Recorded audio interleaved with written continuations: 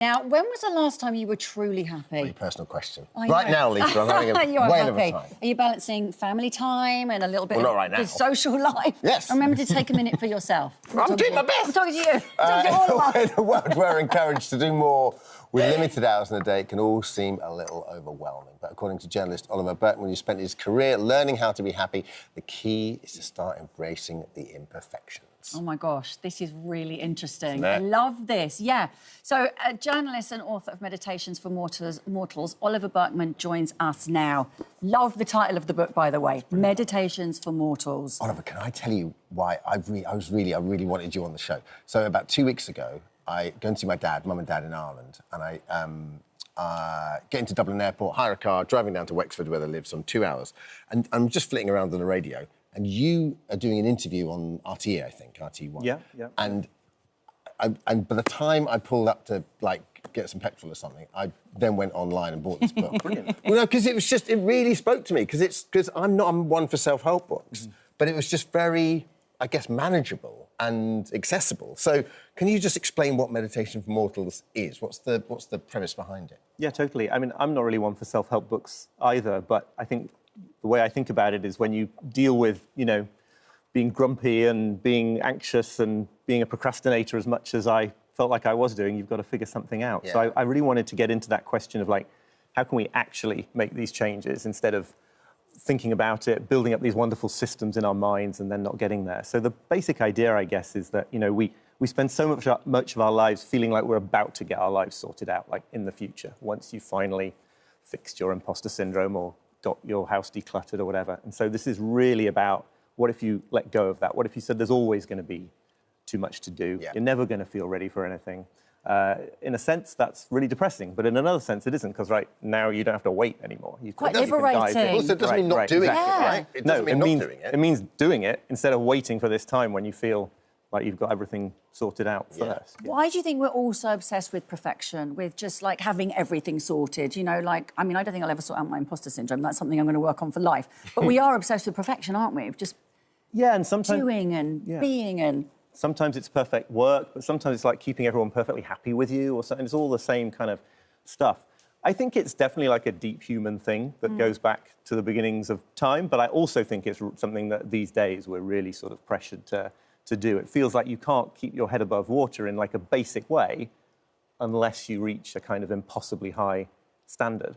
And the problem with that is it just holds you back from doing anything. And is that because we're comparing ourselves to others and this sort of, like, you sort of feel like you're underachieving all the time because you see other people's sort of lives that you just think are so in order and so perfect and they're just doing so much in their day? That's a big part of it, right? There's that famous phrase about we compare our insides to other people's outsides. We just see the end result of all the work they're putting in and all the inner monologues they're dealing with and all the rest of it. And then we can hear ourselves, like, telling ourselves we're losers or whatever. Yeah, so totally, it's a lot harder that negativity. Let's go through a couple of the kind of techniques, I suppose, and also the identification. So the efficiency trap, tell us a bit about that. This is just the name I use for this phenomenon that I think so many people have encountered, where you try to get more efficient, right? You try to get on top of everything in a new way, and it just makes things worse. So email's a classic example. If you've got, like, 20,000 unread, I'm sure you haven't. But if you were to have... I've got 6,000.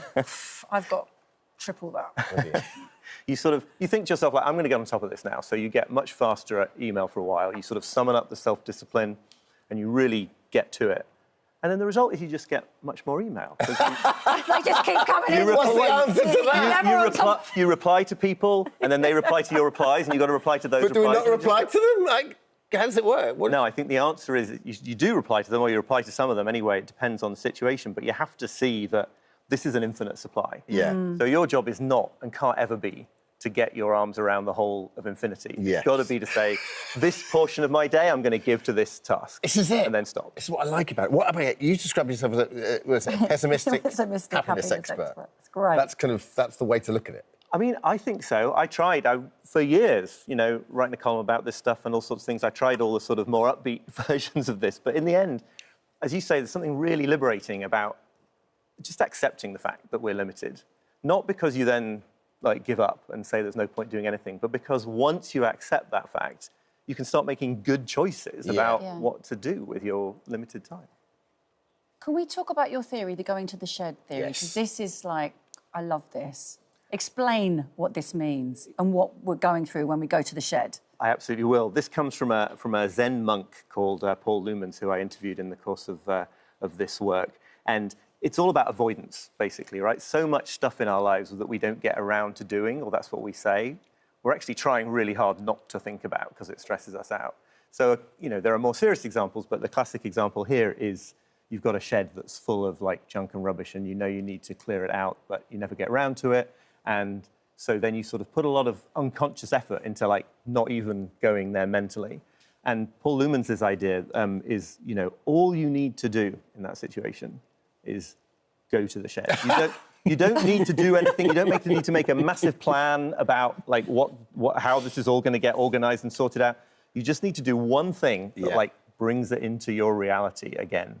And this works with, you know, people avoid health issues because they're worried about what they might find out. They avoid money issues because they don't want to check their balance of their bank account. And all you need to do is whatever the equivalent is of just going to the I like the idea of you maximise the work you do. So just the idea of three hard hours of work a day could be the secret to success. So you just, you know, rather than procrastinate, just get it done and then you can go and do the things you want to do. Yeah, I mean, it's really amazing if you look back on the histories of like so many famous authors, artists, scientists, everybody, who had lots of autonomy over their time. They could do what they wanted to some extent with their days, but they almost all end up choosing to just really focus on the thing they do for like 3 or 4 hours and then stop. Because that's about as much as we can actually really ask of ourselves in a 24-hour period. There's so many questions I want to ask you. The scruffy house mentality. This is fascinating to me because we're all so panicked about having the perfect house when people come round and guests come round. And some people clean the house before the cleaners come round. You know, it's just... But we should be living in a little bit more chaos. I love this idea of scruffy hospitality. It comes from a pastor called Jack King, who he found that he had this problem where, like, they really loved having people around for dinner, but they had this endless checklist of getting the house perfect, getting the lawn mowed, everything before people could come around. So they were stopping inviting people because it was such a hassle to get it ready. He just decided with his wife they're gonna just like invite people around to eat whatever's in the cupboards, and if there's like chaos in the playroom or whatever, they're gonna live with it. And finding not only that it's fine, but actually there's kind of a deeper connection with people. Oh, so interesting. But finally, your top tips for feeling happier and getting things done. What would you say?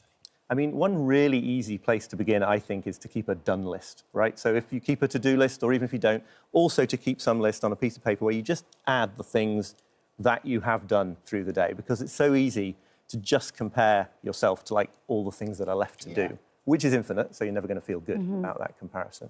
And instead, or as well, to just keep this, like, this sort of encouraging account of things like that you have done. Small wins. Yeah, just right. And you'll amaze yourself with what you do actually get done in a day. And this is the 4-week guide to doing what counts. And so the chapters are like quite concise and just... Right, yeah, the idea is that you might take one a day, they're very short, or on a sort of daily-ish basis is the word that I use, just so that it can, like, start now. And you don't want to get into this thing of waiting to put something like this into practice. Yeah, I love this. Stop trying to sort your life out, start living. Brilliant. Brilliant stuff, mate. Thank you very much. Thanks, Oliver. Thank you. Oliver's book, Meditations for Mortals, is out now. Thank you for visiting our This Morning YouTube channel. We upload new content every day, so go ahead, hit that subscribe button. You don't want to miss out, and we'll see you in the morning.